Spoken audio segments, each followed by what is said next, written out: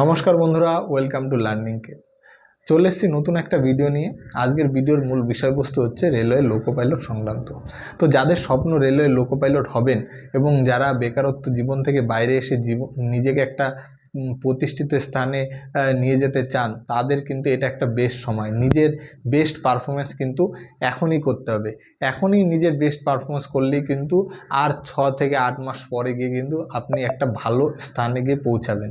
তো আজকের এই ভিডিওটা সম্পূর্ণ রেলওয়ে লোকো পাইলট সংক্রান্ত ভিডিওটা স্কিপ না করে পুরোটা দেখবেন, কারণ এই ভিডিওর মধ্যে আলোচনা করব কবে পরীক্ষা হচ্ছে এবং পরীক্ষার স্ট্র্যাটেজিটা কী হবে, আপনি কিভাবে পড়াশোনা করবেন, আর কোন কোন বিষয় পড়াশোনার উপর বেশি জোর দেবেন, কোন কোন বিষয় পড়বেন না। এমনও সাবজেক্ট আছে যে ম্যাক্সিমাম জিকে পার্ট আপনার পড়তেই হবে না, জিকে পার্ট ম্যাক্সিমাম আপনার পড়তে হবে না, সেই জিনিসগুলো বলবো। আর সাথে কোথার থেকে আপনি মক টেস্ট দেবেন বা কোথার থেকে আপনি জিআই প্র্যাকটিস করবেন, কোথার থেকে সায়েন্স পড়বেন, সম্পূর্ণ ডিটেলস এই ভিডিওতে বলে দেবো।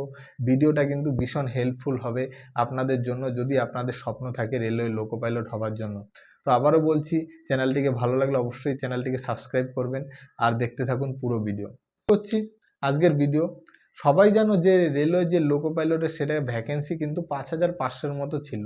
তো এই বছর কিন্তু একদম কম কিন্তু তোমাদের ভ্যাকেন্সি বের করেছে। সাথে রেলওয়ে লোকো পাইলটের 5500 ভ্যাকেন্সির মধ্যে ফর্ম ফিল আপ কিন্তু প্রায় 49 লাখের মতো হয়েছে। কত হয়েছে? 49 লাখ। অর্থাৎ একটা হিউজ পরিমাণ, একটা আপনার টেকনিক্যাল পরীক্ষায়, অর্থাৎ যেখানে ডিপ্লোমা আইটিআই বা এরাই শুধু অ্যাপ্লাই করতে পারবে, সেইখানে কিন্তু 49 লাখ ফর্ম ফিল আপ, কিন্তু একটা হিউজ পরিমাণ ফর্ম ফিল আপ হয়েছে। তো কম্পিটিশনটাও কিন্তু ভীষণ হাই হবে। আপনাকে যদি টিকে থাকতে হয়, জীবনের সেরা পারফরমেন্স কিন্তু এই জায়গায় করতে হবে, তাহলেই কিন্তু আপনি শেষ পর্যায় পর্যন্ত টিকে থাকতে পারবেন। তো সেই সেরা পারফরমেন্স কী করে করবেন, কী করে তা আপনার স্ট্র্যাটেজিটা হবে, সেটাই এখন বলবো। তো স্ট্র্যাটেজি বলার আগে দেখে নেব পরীক্ষাটা কখন হবে। সবাই জানো যে রেলওয়ে ক্যালেন্ডার হিসাবে কিন্তু সিবিটি 1 এবং সিবিটি 1 জুন থেকে আগস্টের মধ্যে পরীক্ষা। অর্থাৎ এখন থেকে যদি হিসেব করি, যদি জুন থেকে আগস্ট বলেছে, যদি মাঝামাঝি পরীক্ষা হয়, জুলাইতে পরীক্ষা হয়, তাহলে হিসাব করলে এখন দেখা যাবে যে আপনার ম্যাক্সিমাম হাতে হয়তো 4 মাসের মতো সময় আছে। তো 4 মাসের আপনার স্ট্র্যাটেজিটা কী হবে? আপনি সিবিটি 1-এর জন্য কি খুব ভালো করে করবেন, মানে খুব ভালো করে পড়াশোনা করবেন, না সিবিটি 2 এর জন্য পড়াশোনা করবেন? কারণ এর 1 মাস বাদেই কিন্তু সিবিটি 2 হয়ে যাচ্ছে। তাহলে আপনি কি সিবিটি 1 ধরে পড়াশোনা করবেন? যদি আপনি সিবিটি 1 ধরে পড়াশোনা করেন, তাহলে আপনি সম্পূর্ণ ভুল। আপনার পড়াশোনা কিন্তু সিবিটি 2 মাথায় রেখে পড়াশোনা করতে হবে। কেন সিবিটি 2 মাথায় রেখে পড়াশোনা করতে হবে? কারণ সিবিটি 2-তে কিন্তু আপনার একটা 75 মার্কসের যে সাবজেক্টের পরীক্ষা হয়, সেটা কিন্তু হবে। সেই সাবজেক্টের পরীক্ষাটাই কিন্তু আপনার পাস করতেই হবে, অর্থাৎ মিনিমাম কোয়ালিফাই যে মার্কসটা আছে সেটা কিন্তু আপনার আনতে হবে। না হলে কিন্তু আপনি যতই সিবিটি 2-তে নাম্বার পান, সেটা কিন্তু আপনার ধরাবে না, অর্থাৎ আপনি এমনিতেই ম্যারিটে আপনার নাম আসবে না।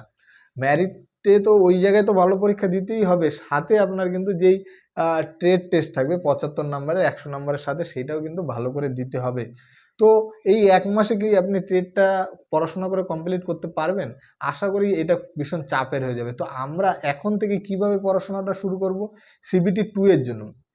কারণ সিবিটি 2 এই যা সিলেবাস আছে, সিবিটি 1 এর সেম সিলেবাস আছে।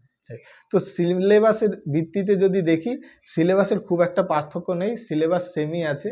তো সিবিটি 2 এর জন্য পড়াশোনা করলে সিবিটি 1 অটোমেটিক হয়ে যাবে। কারণ সিবিটি 2 এর জন্য পরে গিয়ে আমি টেট পড়বো, সেটা কিন্তু আর হবে না।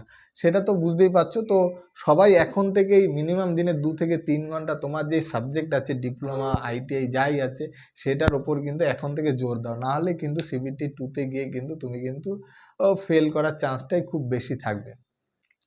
অনেকেই বুঝতে পারে না সিবিএটি যেটা নভেম্বর মাসে হওয়ার কথা, সেটা কি? সেটা হচ্ছে সাইকো টেস্ট। ওইটারই শর্ট ফর্ম হচ্ছে সিবিএটি।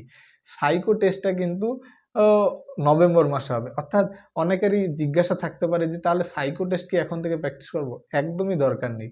তুমি যদি সেপ্টেম্বর মাসে সিবিটি 2 দিয়ে দাও, সেপ্টেম্বর মাসে সিবিটি 2টা পাস করে যাও, তাহলে কিন্তু তুমি প্রায় অক্টোবর নভেম্বর 1 থেকে 1.5 মাস সময় থাকবে। তখন তুমি সব পড়াশোনা বন্ধ করে শুধু সাইকো টেস্টের দিকে মন দাও। 1 মাস থেকে 1.5 মাস সাইকো যদি ঠিকঠাক প্র্যাকটিস করো, ওইটা তোমার ওইটুকু সময়ের জন্য এনাফ। সাইকোর জন্য আলাদাভাবে প্রথম থেকে প্রিপারেশন নেওয়ার, এখন থেকে সময় নষ্ট করার কোনো দরকার নেই। এখন তোমার মেন ফোকাস থাকবে যে CBT 2 এর যে সিলেবাস সেটা ধরে পড়াশোনা করা। এটা করলে তোমার অনেকটা হেল্প হবে। তো বুঝতেই পারছো যে সবাই জানো ডিসেম্বর মাসে কিন্তু ডকুমেন্ট ভেরিফিকেশন, অর্থাৎ জানুয়ারি বা ফেব্রুয়ারির মধ্যে তোমাদের কিন্তু একদম জয়নিং দিয়ে দেবে। তো এখন 4 থেকে 5 মাস যদি তোমার জীবনে তুমি সেরাটা দিয়ে পারফরমেন্স করতে পারো, তাহলে কিন্তু সামনের বছর অর্থাৎ নতুন বছরে কিন্তু তোমার লাইফে নতুন করে আনন্দর সৃষ্টি হবে। তো এখন থেকে পড়াশোনা শুরু করো। এবার আমরা সিলেবাসটা দেখে নেব। অনেকেই আছে আমরা ভুল করে কি করি যে প্রচুর পরিমাণে জিকে, ইতিহাস, ভূগোল, আরও যা আছে পলিটিক্যাল সায়েন্স, এইগুলো পড়া শুরু করে দিই, কিন্তু আমাদের লক্ষ্য হচ্ছে লোকো পাইলট। কিন্তু লোকো পাইলটে আলটিমেটলি গিয়ে দেখবেন যে কারেন্ট অ্যাফেয়ার্স এবং জিকে মিলে টোটাল 10 নাম্বার আছে। তাহলে আমার কি লোকো পাইলটের কারেন্ট অ্যাফেয়ার্স আর জিকে মিলে, অর্থাৎ কারেন্ট অ্যাফেয়ার্স এবং জিকে দুটো যোগ করে 10 নাম্বার আছে। আমি যদি আমার পুরো সময়টা ইতিহাস, ভূগোল, পলিটিক্যাল সায়েন্স আরও বাকি যা যা আছে সেইগুলো পড়তে আমি সময় নষ্ট করে দিই, তাহলে কিন্তু চাকরি পেতে কিন্তু অসুবিধা হয়ে যাবে। তো আমার নিজের পার্সোনাল আমি যদি তোমাদের বলি, তাহলে বলবো একদম জিকে পড়া টোটালি বন্ধ করে দাও। কারেন্ট অ্যাফেয়ার্স পড়ো, ওই মাঝে মাঝে 2-1টা জিকে আসবে সেট দিলে, ওইগুলো দিলেই তোমার হবে। আর এই জায়গার থেকে কারেন্ট অ্যাফেয়ার্স কিন্তু 10 নাম্বারের মধ্যে 4 থেকে 5 নাম্বার আসবে। জিকে পড়ার কোনো প্রয়োজন নেই, 4 থেকে 5 নাম্বার কারেন্ট অ্যাফেয়ার্স আসবে। তো ওইটা যাতে তোমার হয়ে যায় সেইটা তুমি মাথায় রেখে কারেন্ট অ্যাফেয়ার্সটা ঠিকঠাক পড়ো। অর্থাৎ একটা সাবজেক্ট পড়বে এখান থেকে কারেন্ট অ্যাফেয়ার্স, বাকি যেই জিকে থাকবে তার মধ্যে এমন 1-2টো জিকে থাকবে যেটা সবাই পারবে, সেটা তুমিও পারবে। তো এই জায়গাটা নিয়ে অত বেশি মাথা ঘামিয়ে কোনো লাভ নেই। তোমার মেন পার্ট থাকবে এইটা, আর এই জায়গাটায় তোমার মেন হবে কারেন্ট অ্যাফেয়ার্স, এইটা পড়তে হবে। ম্যাথে দেখো 20 নাম্বার আছে, CBT 2 তে 25 নাম্বার, জিআইতে আছে 25 নাম্বার, CBT 2 তে 25 নাম্বার, সায়েন্সে দেখো 20 নাম্বার আর CBT 2 তে হচ্ছে 40 নাম্বার। তো ম্যাথ, জিআই এবং সায়েন্স এইগুলোকে কিন্তু তোমার বেশি বেশি প্র্যাকটিস করতে হবে। দিনে সবচেয়ে বেশি ঘন্টা কিন্তু তোমার এইগুলো নিয়েই থাকতে হবে। এই ম্যাথ 20 নাম্বার দেখছো, এবার আমাদের রাজ্য সরকারের পরীক্ষায় কী হয়, যদি 20 নাম্বার কোনো একটা ম্যাথের পরীক্ষা থাকে, সেটাই গিয়ে তুমি দেখবে যে একদম 17 থেকে 18টা কিন্তু পাটিগণিতের অঙ্ক থাকে। অনেক অনেক পরীক্ষা যে 20টাতে 20টাই থাকে। এই জায়গায় কিন্তু ওরকম হবে না। এই জায়গায় কিন্তু পরীক্ষা দিতে গেলে কিন্তু তোমার 7 থেকে 8টা মাত্র হয়তো ম্যাক্সিমাম হলে পাটিগণিত আসবে, বাকি কিন্তু ত্রিকোণমিতি, বীজগণিত, পরিমিতি, জ্যামিতি এই জায়গা থেকে কোশ্চেন আসবে। তো তোমার ম্যাথের টোটাল পুরো জিনিসটাই কিন্তু তোমার কভার রাখতে হবে, না হলে কিন্তু তুমি ম্যাথে গিয়ে ভালো পারফরমেন্স করতে পারবে না।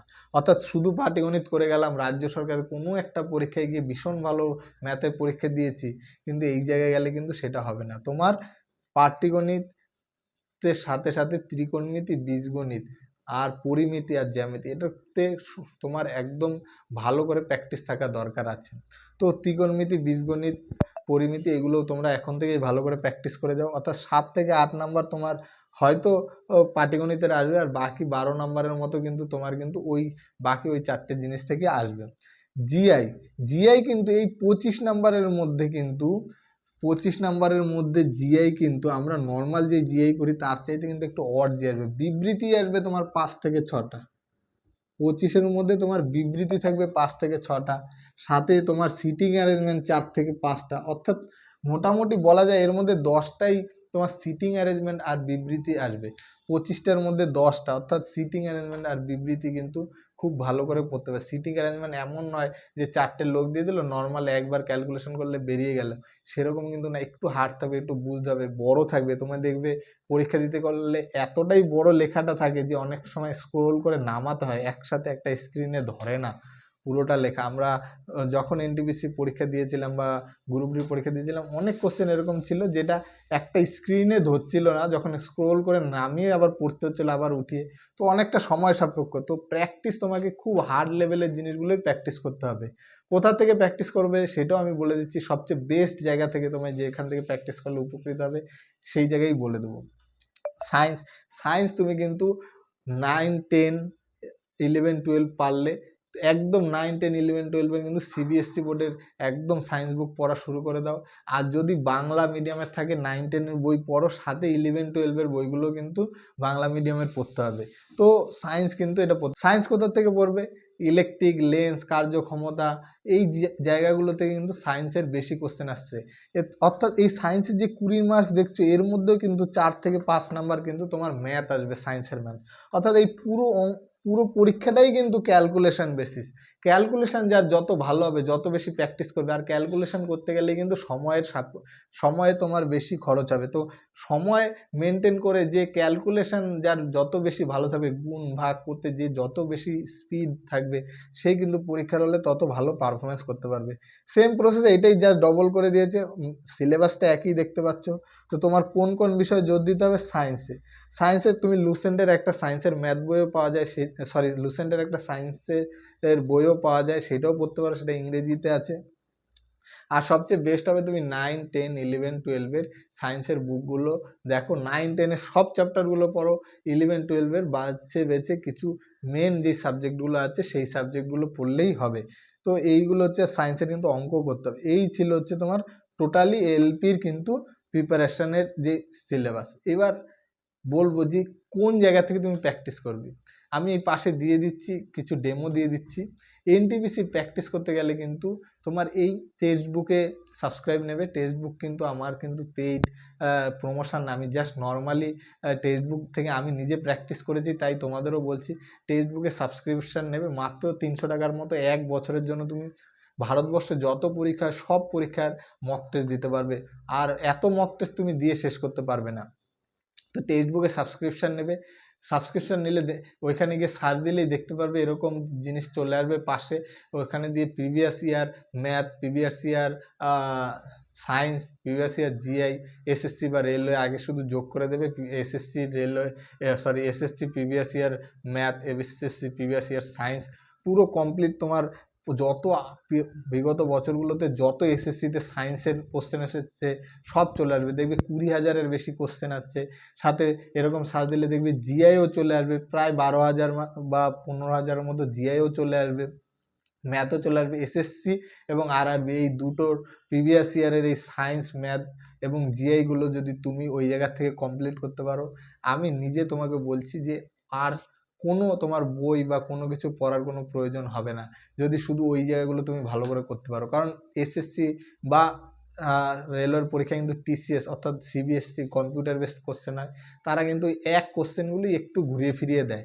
তো এই জায়গা থেকে, টেক্সটবুকের এই জায়গা থেকে তুমি ভালো করে প্র্যাকটিস করো। সব প্র্যাকটিস করে এই কদিনের মধ্যে, 4 মাসের মধ্যে পুরো জান প্রাণ লাগিয়ে শুধু ফোকাস এটার উপরে রেখে প্র্যাকটিস করো। আশা করি 4 মাস পরে তুমি ফল পাবে। আবারও বলছি, মনে দ্বিমত রাখবে না, আর যেটা বলছি সেটা তোমার প্রচুর উপকৃত হবে তোমরা সেটা যদি প্র্যাকটিস করো। আমি নিজে এখনও পড়াশোনা টুকটাক করছি, সো আমিও কিন্তু এখনও ওই জায়গার থেকেই প্র্যাকটিস করি, প্রিভিয়াস ইয়ার ম্যাথ এগুলো করছি। তো তোমরাও প্র্যাকটিস করো, আশা করি তোমাদেরও হেল্প হবে। আর এখানে কিন্তু ওই সলিউশন দেওয়া আছে, সাথে তুমি মক টেস্ট দিতে পারছো প্রতিটা, যেমন ম্যাথ বা জিআই বা সায়েন্সের। তো তোমাদের এটাতে কিন্তু পরীক্ষার প্র্যাকটিসটাও হয়ে যাবে, সাথে তোমাদের জিনিসগুলো, নতুন নতুন জিনিসগুলো শেখাও হয়ে যাবে। আশা রাখবো ভিডিওটা সবার হেল্পফুল হলো। যদি হেল্পফুল হয় অবশ্যই আবারও বলছি চ্যানেলটিকে সাবস্ক্রাইব করে পাশে থাকবেন। আর কমেন্ট বক্সে জানাবেন যে কোন বিষয়ের ওপর ভিডিও আপনাদের দিলে আপনাদের একটু হলেও হেল্প হবে, 1% হলেও হেল্প হবে। আমি চেষ্টা করব সেই বিষয়ের ওপর ভিডিও দেওয়ার জন্য। ধন্যবাদ, ভালো থাকবেন।